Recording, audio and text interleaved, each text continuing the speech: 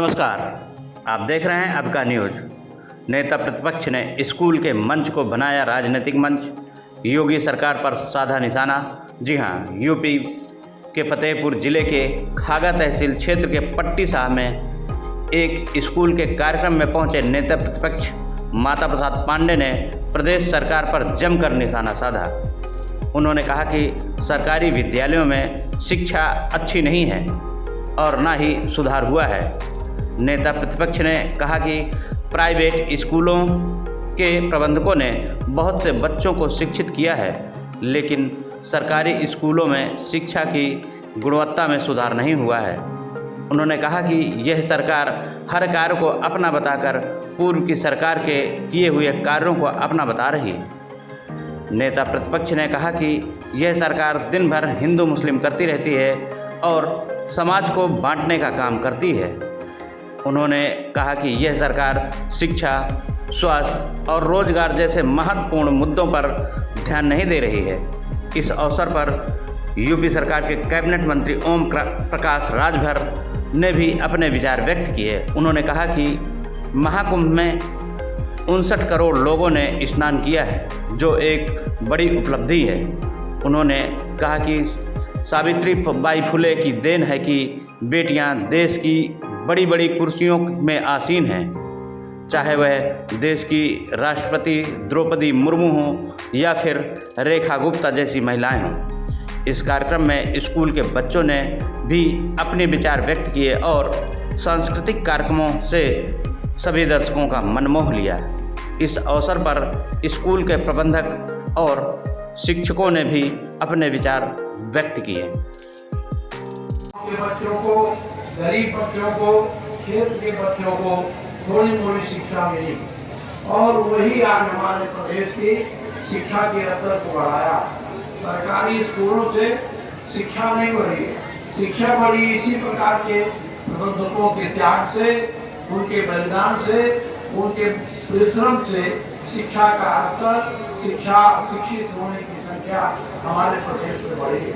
मुझे खुशी है कि इतना पुराना स्कूल लेकिन आज तक ये इतने ऊंचाई पर नहीं पहुंच सका जहां इसे पहुंचना चाहिए। 70 वर्ष के बाद ये तो महाविद्यालय के रूप में होना चाहिए था, लेकिन आर्थिक कठिनाइयां नहीं होगी।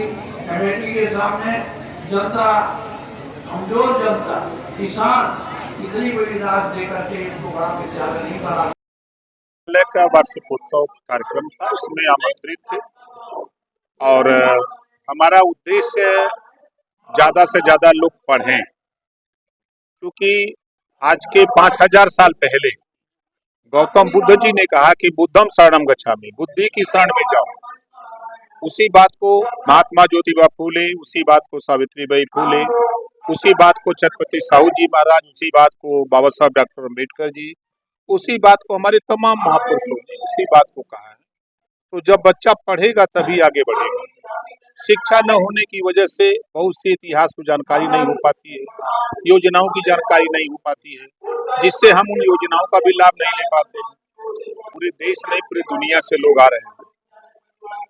पूरे दुनिया के लोग आकर के प्रयागराज में महाकुंभ में स्नान कर रहे हैं।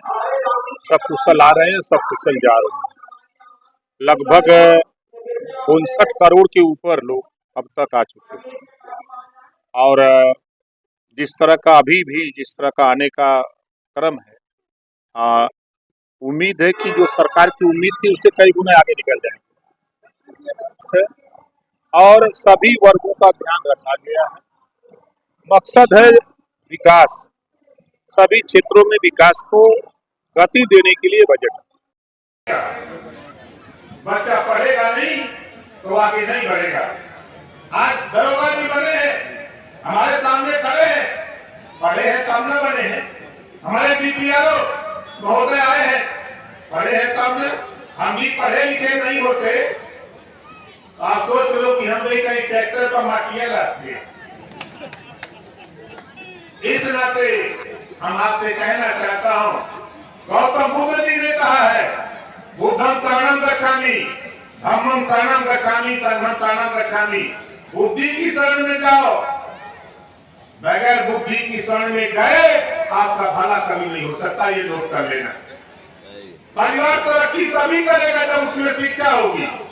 परिवार विकास के रास्ते पर तभी जाएगा जब उसमें शिक्षा होगी।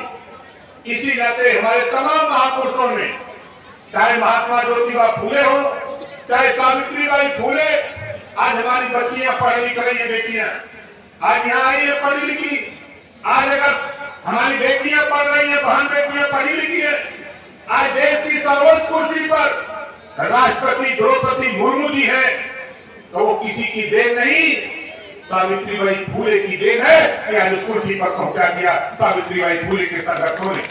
आज जो बेटियां पढ़ लिख रही है वो सावित्रीबाई फूले की देन है। एक समय था कि महिलाओं को पढ़ने लिखने